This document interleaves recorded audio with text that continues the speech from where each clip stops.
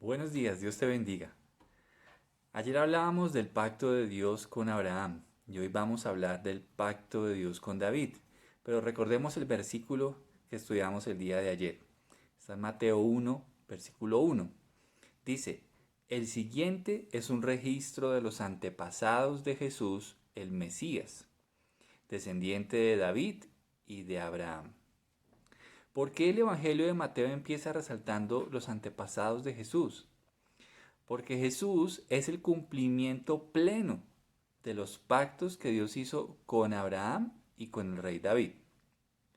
Podemos ver que Dios es fiel a sus promesas. Esto debe animarte a que tu confianza sea en Él, porque Él es digno de toda nuestra confianza. Dios cumple lo que promete. ¿En qué consiste el pacto de Dios con el rey David? Vamos a verlo. Te invito a que leas conmigo Primera de Crónicas, capítulo 17, versos 11 al 14.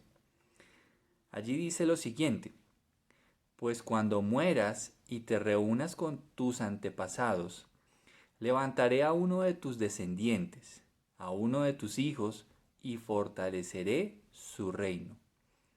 Él es quien edificará una casa, un templo para mí, y afirmaré su trono para siempre. Yo seré su padre y él será mi hijo.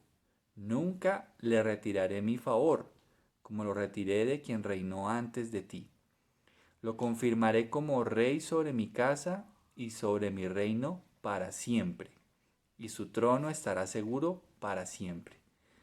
Yo quiero que aquí resaltemos una palabra que aparece bastante en estos versículos y es la palabra siempre o para siempre. Y tenemos que entender algo, para que se cumpla lo que este pacto promete, tiene que ser alguien que sea eterno. ¿Cómo puede ser un hombre, digamos, eterno para toda la vida? ¿Cómo puede un hombre ser rey y reinar para siempre siendo un simple mortal? Y aquí es donde Dios ha dejado ver al rey David que él enviaría un rey que sería un descendiente suyo para que gobernara para siempre.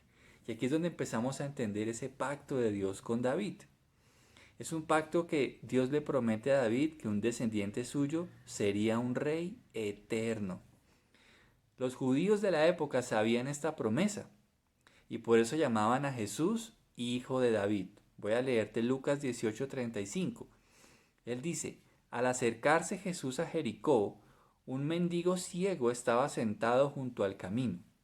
Cuando oyó el ruido de la multitud que pasaba, preguntó qué sucedía. Le dijeron que Jesús de Nazaret pasaba por allí.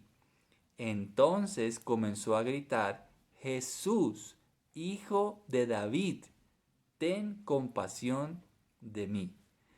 Y así ellos esperaban a este descendiente de David. Te das cuenta de cómo los judíos de la época de Jesús afirmaban que él era el descendiente de David. Ellos lo estaban esperando porque sabían que Dios lo había prometido.